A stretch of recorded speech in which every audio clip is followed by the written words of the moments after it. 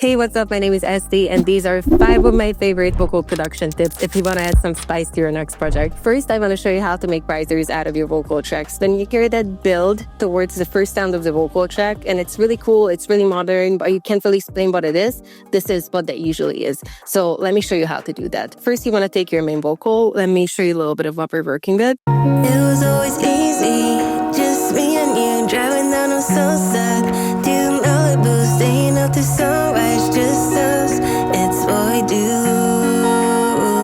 I already have some treatment on this vocal, so the first thing you want to do is you want to duplicate this track. And I'm going to right-click on the track and freeze it. Okay, now that that's done, we're going to right-click on the same exact track and we're going to flatten it. As the next step, we're going to cut most of the duplicated track and just leave the intro that we want to lead into. So let's listen. It was always easy, So that's going to be, it was always easy. Everything else can be deleted here. Cool. So I also turned off all the return tracks so you can't hear all the reverbs now. And I want to show you what we have at the moment. It was always easy. Nice and clean. So the next step is we're going to add some nice long reverb on this. I'm going to use crystalline. So let's try a preset. I'm going to pick long shimmer, which is usually to put on a stand track, but in this case, we're going to put it directly on this vocal chop. I'm going to make sure that the wet is 100% up. Let's listen to it. Okay, I like how it sounds. I'm going to make sure that I'm damping a bit more. I want to damp around 7K. Let's hear. Sounds better to me. Let's see what happens if we turn up the sparkle. Sounds good to me. So the next step is we're going to do the exact same thing that we did just now. We're going to freeze this track again. And what this is going to do is it's going to freeze the tail of the reverb on the track so we can visibly see it. Once it's frozen, we're going to flatten it. And behold, you can visibly see the tail of the reverb. Let me make sure that we chop the parts that we don't need. Again, all the return or stand tracks are disabled at the moment, so you can only hear crystalline. What we're going to do with this chop is we're going to right-click on it. And now that we've frozen it, we're going to reverse the clip. Let's listen to what we have. Really cool. And I kind of can't really explain where to cut this, but I think you can feel the climax of this little stem that we just created. So let's do that. Here. Now let me actually enable the return track so it also has some reverbs on this track. So it doesn't just abruptly end, it had a little bit of a tail. So let's try to place it in the right spot. It was always easy. So I think we kind of caught where it says easy. So let's see if we can place it properly. It was always easy. Sounds really cool. What you can also do is you can directly drop another reverb on it, or you can increase the send that you have. Let's just increase the send that I have on it. It was always easy, just me and you. I'm actually going to drop one more. And I really like this preset that we just used, so I'm going to do that again. Vocals and long shimmer send, except in this case, I'm actually going to use it about 40% wet. It was always easy, just me and you, driving down on I think we can do with around 20.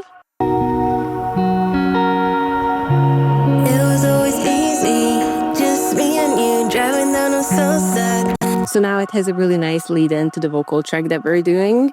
If you want to be extra, which I usually am, you can go into automation on Ableton. And what I usually do is I select track panning and then I start from one side and kind of arrive to the next one. So let's start at 24 left and let's arrive at 38 right. Let's hear how that sounds. It was always easy, just me and you, driving down on Sunset, doing Malibu. That's really cool. So now we kind of have this effect of the riser passing you by as the vocal starts. One of my favorite tricks ever. It works amazingly in pop songs, but any other genre will do. Okay, next one. The second vocal production tip I want to show you is actually a plugin called RC20. By the way, all of these plugins I got through Splice. I usually get them through rent to own. By the way, you can use any plugins to achieve similar effects. I'm just showing you my favorites. So let's drop RC20 directly on the main vocal, and then we can automate it in and out. RC20 is one of my favorite retro coloring plugins. It has some incredible presets. Let me show you how it sounds like if I just directly drop it on. It was always easy, just me and you driving down on Sunset. It kind of adds this really cool warm tape retro effect. It has different modules that you can adjust individually: noise level, distort, digital, space, magnetic. And you can also adjust the cut on how you EQ this plugin, which I think is incredible. Also, you can adjust the width of the plugin itself and the magnitude, which is basically the mix button on this. I usually either drop this on instrumentals or I have this on return tracks, but in this case, let's drop it directly on the vocals and let me show you what we can do. So let's listen to one preset, Pad Magic. It was always easy, just me and you. Let me try a couple more. Flux Chorus. It was always easy, just me and you. It has a lot of really cool creative effects. What I usually like to do is that I bring in a different kind of effects in the pre-chorus, just so the chorus can land even bigger once the normal vocal treatment returns. Let's try double tracking. It was always easy, just me and you driving down the sunset to Malibu, staying up to sunrise, just us. It's what we do. Now a few weeks older. I want to add a little bit of distortion. It was always easy, just me and you driving down the sunset to Malibu, a little bit more magnetic. Sunrise, just us. It's what we do. Again, I'm going to automate this in and out instead of dropping it on another track. So let's do a device on and off. It really will remind me of how you and I still really good. 'Cause the sun don't set over Hollywood. I love that it adds some dimension to the pre-chorus. I think we can do maybe a little bit of digital. Let's try. Over Hollywood, and you won't move on, but I know you could. I feel like we can add more width to it and maybe a little bit more space. Actually, it might be a better idea if it doesn't come in too abrupt. So I'm going to take the device on that we just did. I'm going to change it to magnitude, which is again the mix button. So let's start on 3 and let's increase it to around 24. Let's hear how that sounds. And I still really good, 'cause the sun don't set over Hollywood, and you won't move on, but I know you could. Okay, I love how that sounds. So let's move on to the next one. So for my next tip, I want to show you how to control reverbs and delays a bit better. You can absolutely do this with any plugin, but I feel like there's just something about that precise control that you get if you do this manually. So what I did is I froze and flattened the main vocal track that we have again, so there are no other plugins in it. And I'm going to show you how I would do a delay throw manually. I don't want to do it in all words, and I don't feel like automating it, and I feel like I can get a better precision out of this than actually going in like that. So Now if you're older, I want to do a delay thrown older. So I'm going to delete or disable everything before and after. So now I can exactly place it where I want to. you're older. I never took you jacket on my shoulders. Which is a really, really easy way to control your delay throws and reverbs if you don't feel comfortable automating or doing it with a plugin. But also we obviously want this to be kind of washed out. So I'm going to directly drop Neoverb on this. Neoverb is really cool. It's basically 3 different reverbs in one. And you can adjust the type of the reverb and you can adjust the amount or the character of the reverb by moving this knob. You can also adjust the EQ. Really, really cool. Let's find a preset that we like for this. Let's try medium warm vocal plus. And I also want to make sure that we're on 100% wet here. And I definitely don't want any pre-delay because we manually adjusted to where this will land. I feel like this reverb could be way bigger, so let's crank it up. There we go, now we're talking. So the other spot I will want this, and I can exactly fade it out where I want it and have it start where I want it to. And the next one I want it on is shoulder. Make sure to do a fade in and out just so it's not overly abrupt.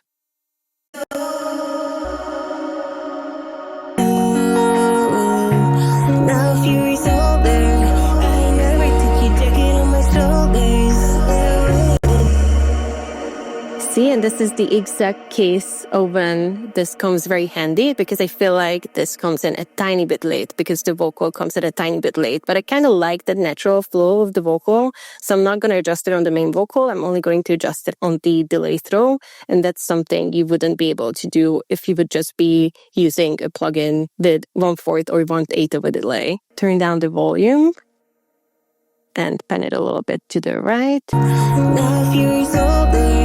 I never took you checking on my shoulders.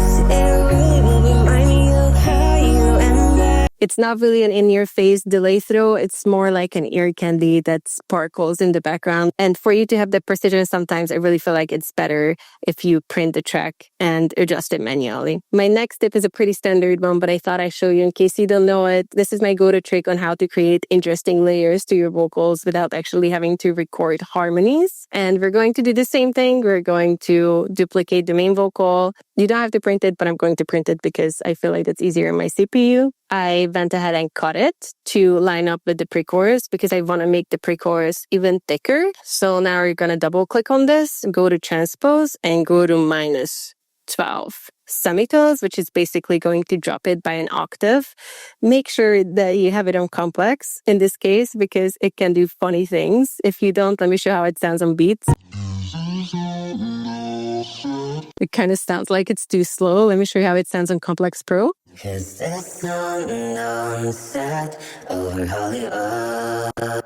It makes it sound very digital, which there's nothing wrong with that. It's just not what I'm going for. Let's hear it on Complex.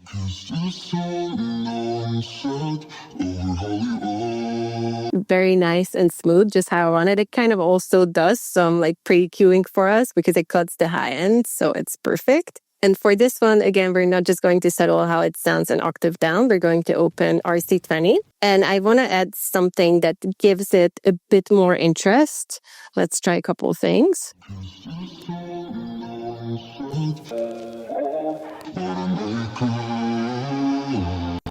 I actually love Lush and Crunch guitar one on it. Don't be afraid to add effects on your vocal track that are meant to instruments. So what I want to do with this is I want to increase the space. I want to kind of add a little bit of wobble to it. I want to cut a little bit of the low end and the high end of how this effect acts. I'm going to go ham and adjust the width to 200%, which could usually make it sound a bit funny, but this is something special that we're going for anyway, so it's not going to hurt.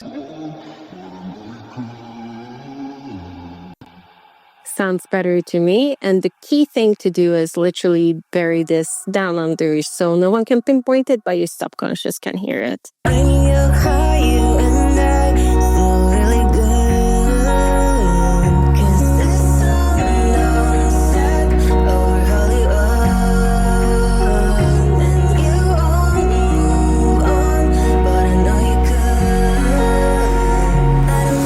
So my last step is the exact opposite of this, which is how to make vocal hooks. You know, those early 2010s kind of Justin Bieber-ish vocal hooks. Because this is already a frozen and flattened track, I'm going to duplicate this, take off the RC20 just so we can save some time, double click on it, and instead of transposing it -12 semitones, we're going to do +12 semitones, which is going to make it an octave higher. And there's one word that I already pinpointed that I would love to add this over, which which I think is Hollywood. So let me cut around it and let's try to find it. Sounds pretty good, but what we can do to make it sound even better, going to drop an EQ on it. You can use any EQ on this. I'm going to go ahead and use the built-in EQ for Ableton. So let's just do EQ 3. And we want to tame it a little bit. We want to tame the highs a little bit and the lows a little bit. I kind of want to leave more of the mids. Sounds good to me. Let's go ahead and drop crystalline on it. I actually like the default preset on this. Let's pen a little bit bright, and we're going to manually move this just like we did with the delay throws.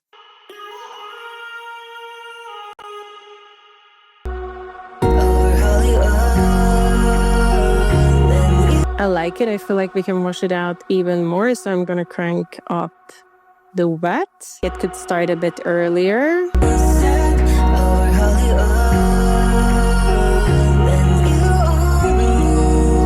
Really nice ear candy. Let's listen to the whole verse and pre-chorus that we did together now. It was always easy, just me and you driving down, I'm so stuck. Do you know it was staying out the sunrise, just us, it's what we do. Now a few years older, I never took you jacket on my shoulders. It really will remind me of how you and I still really good. Cause this song don't set over Hollywood. And you won't move on, but I know you could. Sounds really cool. We added some ear candy throughout the whole thing, and this was all done from one main vocal track that we used to make this more interesting. I hope this video was useful. Make sure to subscribe to the Splice YouTube channel, and every plugin that we used is available through Splice, so give them a go. And until next time, bye.